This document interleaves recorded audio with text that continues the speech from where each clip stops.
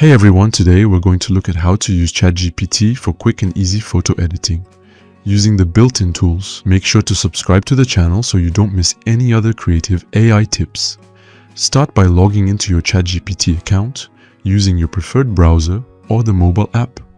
Once you're in, click on the More icon, usually found in the bottom left corner of the interface. When you click it, you'll see three options appear. Simply select the one that fits how you want to bring in your image. Now upload your photo directly into the chat and wait for it to load completely. The most important part is to give a clear and detailed description of what you want. For example, you can ask to remove the background, make it transparent, turn it into a Pixar-style cartoon, or even add a sunset in the background. Once your request is ready, just hit send and let ChatGPT take care of the rest.